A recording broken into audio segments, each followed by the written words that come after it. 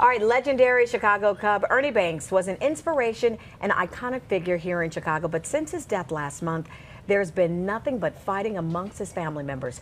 Banks' estranged wife, twin sons, and caregiver are fighting over everything from his body to his estate. So joining us this morning is estate planning attorney Lindsey Markus. Lindsey, thank you so much for joining us. Always good to see you. The first argument, of course, we find out that his remains, one of the family members' caregiver says that he wanted to be cremated and his ashes spread over at Wrigley Field, but other family members are saying no, he wanted to be buried. We find out today the top story is that he was buried a week after the services a couple of blocks away from Wrigley Field. How do you even squash some of this before it starts to happen? Is it, I mean, because we'll talk about the will in just a couple of minutes, but you can lay all of this out in the will. But what happens when the family and the caregiver or other family members start going at it? It becomes very problematic. Interestingly, how someone's body should be disposed of was traditionally found in someone's will. But what we found over time was that people weren't reading the will until after the body was disposed of. Exactly. So Illinois actually has a disposition of remains statute and a specific form that people can fill out notifying their agents and giving them notice of where they want their body disposed of. So the courts would look to a pecking order according to this statute. First, whether there was any written documentation as to what his wishes were. Absent something of that nature, they would look to the executor of his estate, then the spouse and other family members. In this particular case, his caretaker, Regina Rice, was named as the executor of his estate. And power of attorney. Exactly, but the family is now contesting that. So when there's a controversy, then we have to look to the courts to sort things out. So now when you don't have everything set up like that, because sometimes we find out that that's the toughest conversation to have with someone, is what to do with you after you've passed away. Unless you haven't written it down or you've got a will or you've gone through the attorneys, all the proper channels, what do you do in that event? Because a lot of people just think if you die, we have a funeral, we bury you. Right.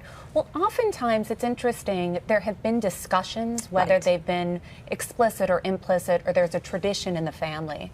The real issue becomes, as you mentioned before, when there's conflict over what to do.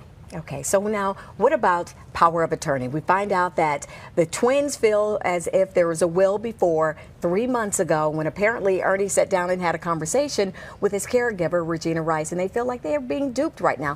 What do you do when new paperwork appears after the death of a loved one?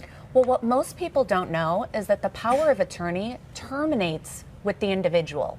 So that document terminates upon death. So Miss Rice, if she was named as the agent under his power of attorney, that's no longer relevant at this point in time because he's passed. So she has no power under that. Wow. So what do you do when you want to make sure that you're leaving everything that you've worked so hard for with the right person? I think even if things change and you don't have the strength to go to an attorney, have it notarized, things like that. What do you do then? Well, I think this provides a lesson to everyone that you do need to have that strength and you do need to find that. In extraordinary circumstances, attorneys are also happy to visit a client at their home to make it more manageable for them. But the family really needs to keep in touch with the attorney, work with a qualified attorney who hopefully concentrates in this area.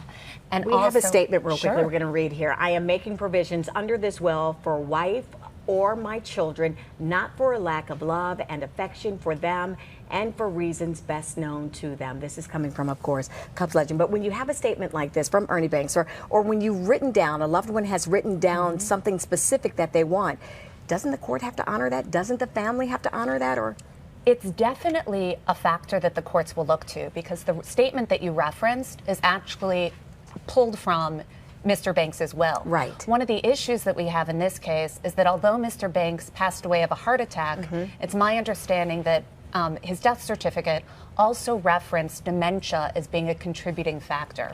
So the family is likely going to try and file a claim saying that this will, although those were the contents, he didn't know what he was saying. And Lindsey, we'd like to think that this is just a problem that rich people have or when there's a lot of money left behind, but this is for everybody. No matter how much you have or you don't have, you want specific things left to specific loved ones. You need to get it in writing to avoid messy situations like this, You're correct? Absolutely right. If people want more